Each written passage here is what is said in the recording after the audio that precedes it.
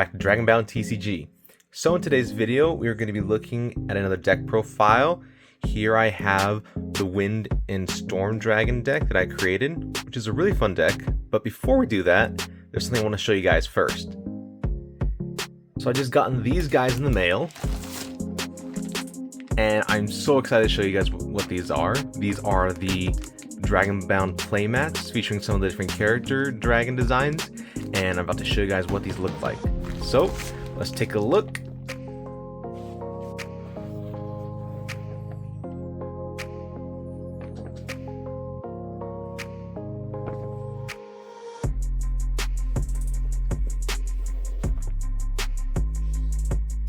And here we have the brand new Dragonbound playmats. So these are a prototype to see how they would look like. I didn't order these off the Game Crafter. I instead went through Amazon through one of their custom design sellers, and I found one cheap enough to be able to try out 4 different mats with 4 of the different dragons, and they just came out so nice. They have like this really nice reflective shine to them. The colors pop, they look great, and all of the details and all the graphics came out just right. They're even the right size too for the cards, which I was really happy because I was afraid like if these would have came out a little smaller, but they came out perfectly. So you got all your match zones to be able to fight in the Dragonbound game, all your arsenal zones, so your arsenal cards, your arsenal deck and legends deck zones, your Dragonbound zone, and as well as your main deck zone, and off to the side we got our burial zone for your discard pile. And of course, it features one of the rare dragons in the game, Rethalum, Force of Dark, and it looks just so nice.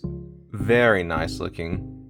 And with that, we also have Kalinai, Spirit of the Ocean.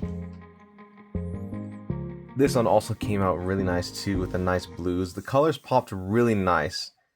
The printer for these did an awesome job with all the colors. Everything came out right. Even the logo looks so nice as well. And of course, having Kalinai printed, we also had to get the opposite for the starter deck, which is Magmarat. Oh, it looks so nice with all the fire effects and everything off him. Just everything just came out really good. And then finally, we have one of my favorite dragons, Elram the Origin. The gold looks so nice, especially with this reflective material that they used for this mat. Makes it look so shiny, and it's so awesome. And I'm going to be using this mat for our deck profile today. So without further ado, let's get started.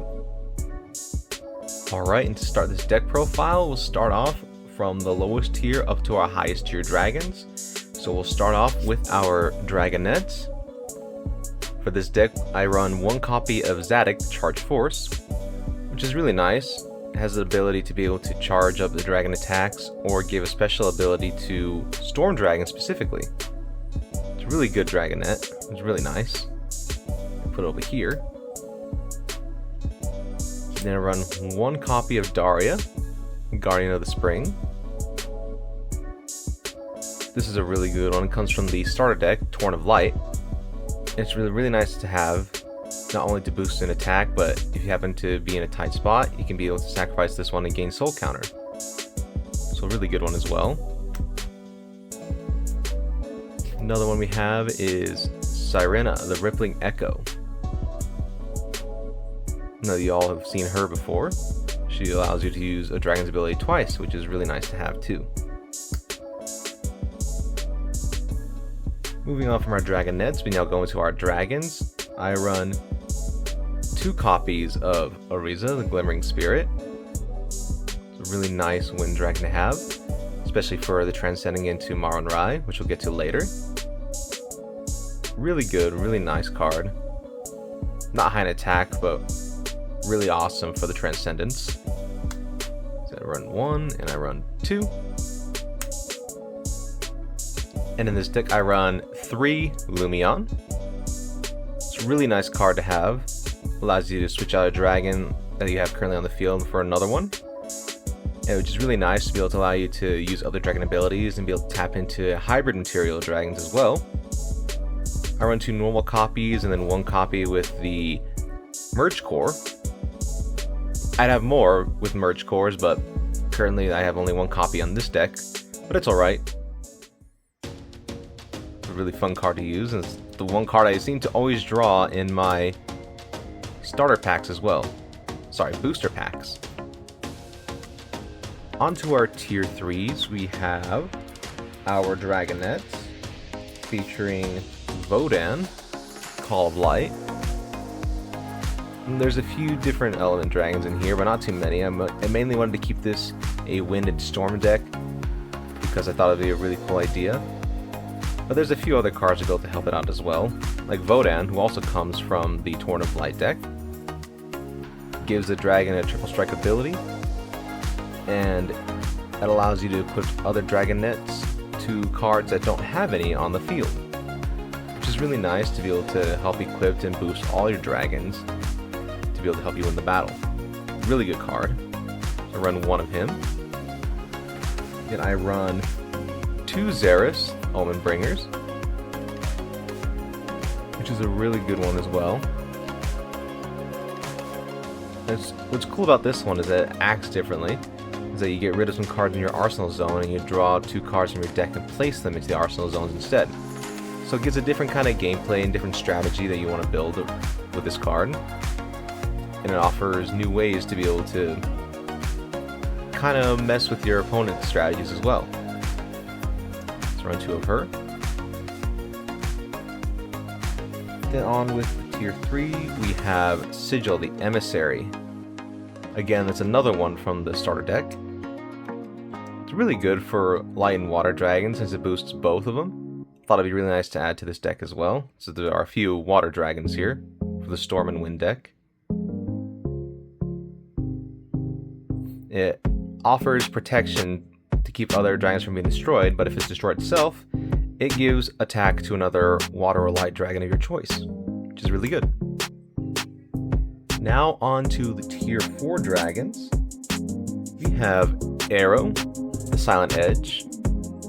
I always like to put at least a couple metal dragons in decks because metal dragons are very versatile for anything. That's how I wanted them to be.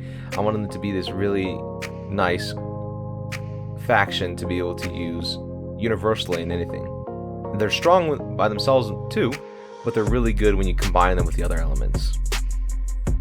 And Arrow specifically has effects that can deal with Wyvern or Wind Dragons. And she has a really good ability to allow her to be able to be set to the Arsenal zone to be brought back later if she ever gets destroyed. Which is really cool because then you can be able to use her twice in the game if you happen to lose her. On to our next tier 4, have Oberon. My go-to, my signature, my favorite dragon in the game. Simple effect, gains 100 attack for every dragon in your burial zone. So the species has to be dragon, not just all dragons. And plus he also has the merge core to be able to help bring out hybrid dragons. Love this card, will always be a staple in my decks. Next up we have Saedra, Spark of Light, which is really good as well. Good revival ability to be able to bring back tier 4 light dragons. So over on here. It has a good protection ability as well. Really good card. Love the artwork on this one. Then we run 2 copies of Taleb, Daughter of Water. Gains 100 attack for every water dragon, and then you can be able to revive other water dragons if it's destroyed. Really good card. Nice simple ability. We have Stratomari, Defender of the Reef. Which is another nice one too. Gains 100 attack for every water dragon on the field. And then you can be able to help negate attacks if your opponent targets other water dragons that they would have happened to destroy. It's really good. Then next we have Tacet, the Sifter. also from the structure deck. If you notice, I did happen to use a lot of cards from the structure decks, but they're really good still. And I think they help out this deck a lot as well, to be able to help out with the Storm and Wind Dragon, since they do a lot of negating and flipping. It's nice to have some protection and soul counter gain too. And this one allows you to search for a relic or dragonette and to be able to use its effects, as well as gaining soul counters too, which is a really nice card. Then I run 2 copies of Atmos, Son of Air, which is another one, I think one of the more underrated cards in the game. A Wind Dragon gains 100 attack for every Wind Dragon on the field, and it also flips over your opponent's Tier Battle Dragon face down. So if this is destroyed, and the dragon in your Dragon Bound zone from the Tier Battle gets flipped face down instead. So your opponent, even if they win all 3 matches, won't be able to take their Dragon Bound, which is kind of like a prize card. It's a really good effect. Run 2 of them in the deck. And last of the tier 4s, we have Anelia, Wind of Change, one of my favorites.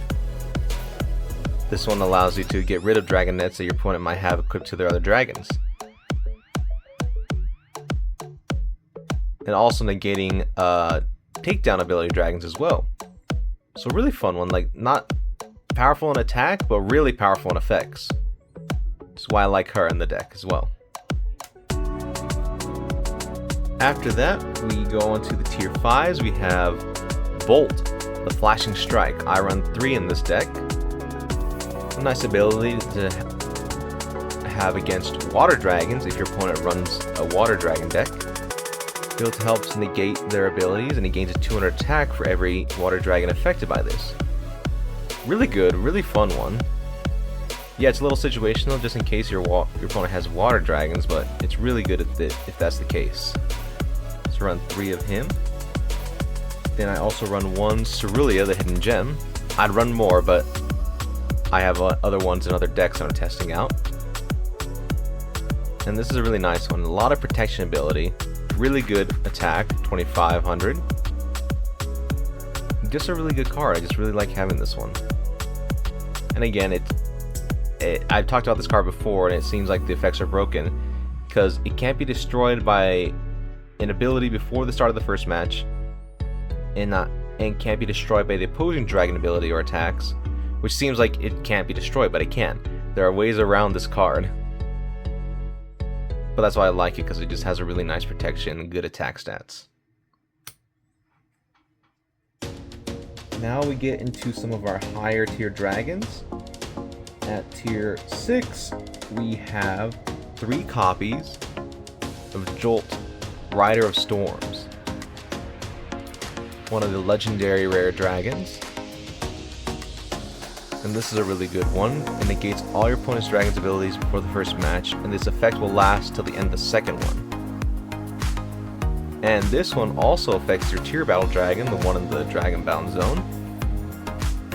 Is that if your opponent wins all 3 matches, then your opponent also has to discard their Tier Battle Dragon, which is a really cool ability. It changes the way the game is played, and your opponent can't gain those dragons back. So having this and Atmos to the deck is really good. Going on to tier 7, we have 2 copies of Anelius, the Breath of Life. This is a really good one. It allows you to search for elemental dragons in your burial zone, up to 2 of them, and shuffle them back into your deck. And is not affected by dragon abilities from other matches. So if your opponent has a takedown ability, or has any strike abilities, cannot affect Anelius. Which is really awesome, and plus the revival for 2 elemental dragons is really good. Really powerful effect in the game. So I run 2. Then lastly, for our tier 8s, we run 2 Altos, Deity of the Skies, the Divine Wind Dragon, which is really good. It allows you to destroy up to 2 of your opponent's relic cards or 1 of your equipped relic cards. Or sorry, 2 of your opponent's arsenal cards, so the ones in the arsenal zones. and then destroy one relic card equipped to your opponent. And then you can choose 2 face-down cards in your burial zone and add them on the field to your arsenal. So this card allows you to destroy arsenal cards that your opponent controls, and you gain arsenal cards if it's destroyed. So a really good one. Really messes with the back row of other players. And this is the main deck of what I run for this, which is really fun so far. And now we get to the other cards in the Legends and Arsenal. For the Arsenal deck, we'll go through all the relic cards. I like to run a Merge Core for this deck. I'd run more, but I have limited space for the Arsenal since you can only have 15 in the Arsenal deck. But as soon as I get more of these cards, excuse me, as soon as I do get more of these cards, I would run 3 of these. As y'all familiar with the Merge Core, it allows you to take 2 material dragons that are appropriate for a hybrid dragon and summon that hybrid to the field. Which is a really good card. Definitely a must need for any decks that run hybrid dragons.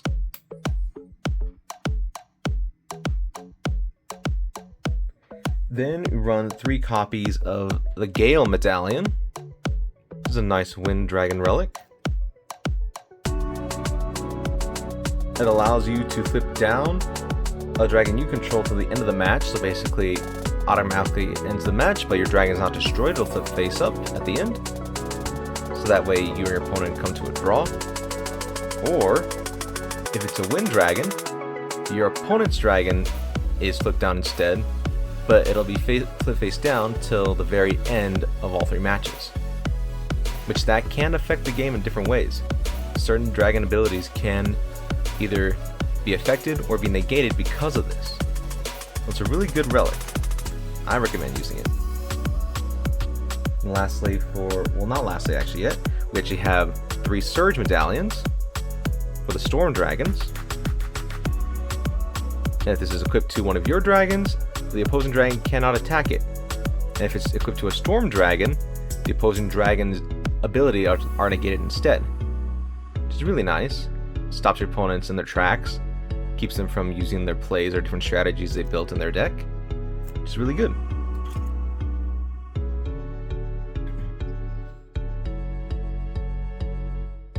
And the last relic we have in here is an Aqua Medallion, which is really nice.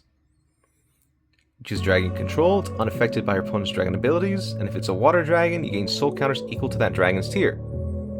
Which this is really good because since we run quite a few water dragons in here, you're able to use the second ability and actually get back quite a bit of soul counters.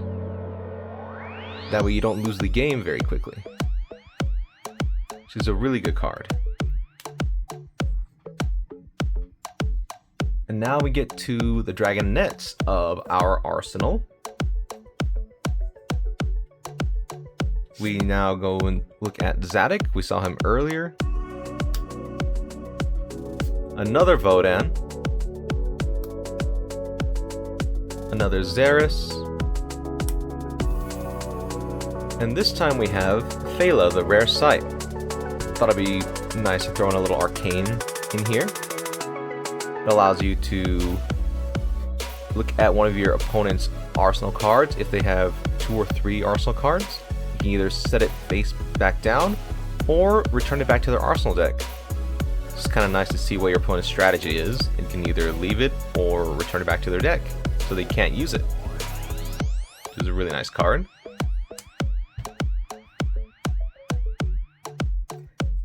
And I almost forgot, I actually had one more arsenal card for this deck, which is the Emblem of Revival.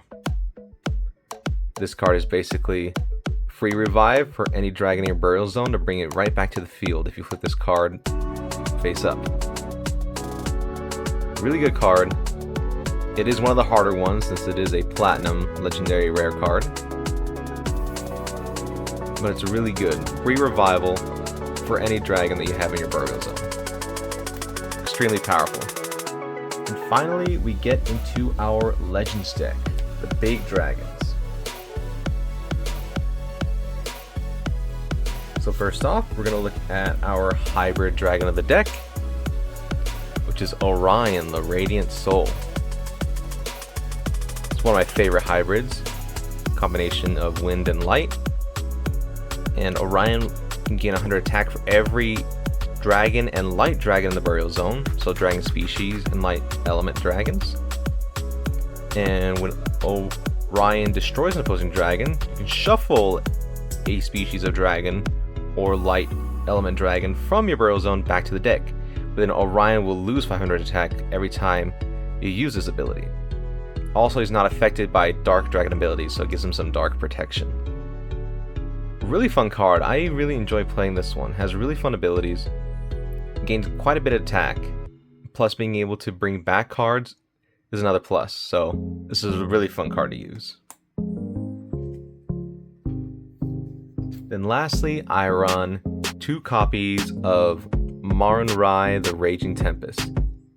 Obviously, I have to have one of each. You get the legendary rare version and the normal rare version. Transcended Wind Dragon. It says when Marun Rai is on the field, negate all of your opponent's tier 5 or higher dragon's abilities. If Marun Rai is destroyed, shuffle a Riza back to the deck from the field at the end of the last match. Really good card to go up against any of your high tiered opponent's dragons. Negates their abilities. After this is destroyed, you get to return that transcended material back to the deck to be able to use later to bring out your second copy. And that is the deck profile. This is my deck that I like to run.